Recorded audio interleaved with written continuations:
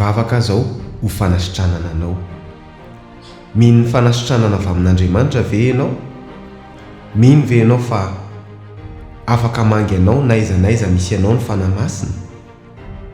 Na zany na tsy zany, mino ary hivavaka ho anao mba handray fanasitranana ianao. Fanamasinao, mivavaka mba hikasika ny olona izay mijery ity vidéo ity ianao ka marary, ary amin'izao fotoana izao mba ho sitrana izy.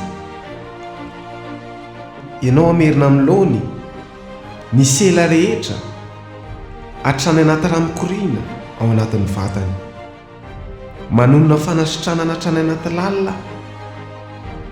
Ninona aretina ao anatin'ny vatana, na tsy sitrapanafody ary, na cancer, na tumeur, ninona aretina dia nidiakapoka tamin'i Jesosy ho fanasitranana azy.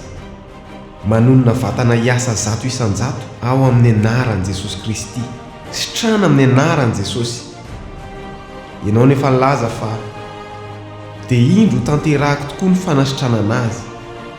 Eny, hositraniko izy ary asehoko amin'ny hareny fiadanana sy ny fahamarinana, ary izany fanasitranana izany dia ho voninahitr'Andriamanitra irery ihany. Amen.